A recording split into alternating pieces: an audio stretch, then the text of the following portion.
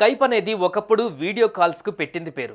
ప్రపంచానికి video conferencing అనే సదుపాయాన్ని పరిచయం చేసిన తొలినాటి ప్లాట్ఫామ్లలో ఒకటైన స్కైప్ త్వరలో మూతపడనుంది. ఈ విషయాన్ని స్కైప్ యాజమాన్య సంస్థ మైక్రోసాఫ్ట్ తన అంతర్గత వేదిక అయిన XDAలో వెల్లడించింది. అసలు స్కైప్ సేవలు ఎందుకు మూతపడుతున్నాయి? స్కైప్ స్థానంలో మరో ప్లాట్ఫామ్ ఏమైనా అందుబాటులోకి వస్తుందా?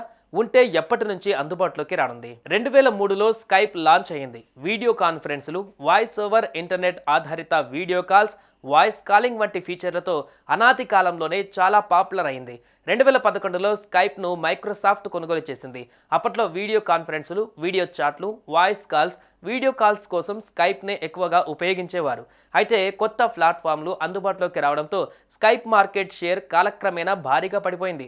2023లో స్కైప్ను ఉపయోగించే వారి సంఖ్య 3.6 కోట్లుగా ఉన్నట్లు మైక్రోసాఫ్ట్ వెల్లడించింది. మైక్రోసాఫ్ట్ సొంతంగా అభివృద్ధి చేసిన టీమ్స్ కూడా స్కైప్ తరహా సేవలనే అందిస్తోంది. ఇందులో ఇంకా ఎక్కువ ఫీచర్లు ఉన్నాయి. దీంతో స్కైప్ను టీమ్స్తో భర్తీ చేయాలని మైక్రోసాఫ్ట్ నిర్ణయించుకుంది. మే నెల నుంచి స్కైప్ సేవలు పూర్తిగా నిలిచిపోతాయని వెల్లడించింది. స్కైప్ పతనానికి ప్రాథమిక కారణాలు గూగుల్, యాపిల్ వంటి దిగ్గజాల పోటీ మాత్రమే కాదు, మైక్రోసాఫ్ట్ విండోస్ ఫోన్ వైఫల్యం దానిపై గణనీయమైన ప్రభావాన్ని చూపింది. వినియోగదారులు ఇప్పుడు WhatsApp, face time, Google meet వంటి ప్రత్యామ్నాయ ప్రోగ్రాంలకు మారుతున్నారు. ఇక రానున్న 3 నెలల కాలంలో స్కైప్ నుంచి టీమ్స్లోకి తమ వినియోగదారులను మెల్లిగా బదిలీ చేయడానికి మైక్రోసాఫ్ట్ ప్రణాళికలు సిద్ధం చేసింది. స్కైప్ నుండి టీమ్స్కు మారే సమయంలో వినియోగదారులకు 2 ఎంపికలు అందుబాటులో ఉంటాయి.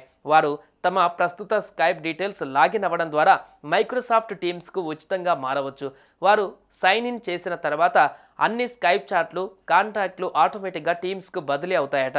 అలాగే మైగ్రేట్ చేయకూడదని అనుకునే వినియోగదారులు చాట్లు, కాంటాక్ట్లు, కాల్ హిస్టరీతో సహా వారి స్కైప్ డేటాను ఎగుమతి చేయవచ్చు. వినియోగదారులు మే 5 వరకు టీమ్స్తో పాటు స్కైప్ను ఉపయోగించుకునే అవకాశం కూడా ఉంది. అయితే మైక్రోసాఫ్ట్ కొత్త వినియోగదారుల కోసం స్కైప్ క్రెడిట్, కాలింగ్ సబ్స్క్రిప్షన్తో సహా పేమెంట్ స్కైప్ సర్వీసులను నిలిపివేస్తుంది. ఇప్పటికే ఉన్న సబ్స్క్రైబర్లు వారి తదుపరి పునరుద్ధరణ వ్యవధి ముగిసే వరకు వారి క్రెడిట్ ప్లాన్లను ఉపయోగించుకోవచ్చు. మే 5 తర్వాత కూడా చెల్లింపు వినియోగదారులు స్కైప్ వెబ్ పోర్టల్ ద్వారా లేదా బృందాలలో స్కైప్ డయల్ ప్యాడ్ను యాక్సెస్ చేసే అవకాశం ఉంటుందని మైక్రోసాఫ్ట్ చెబుతోంది.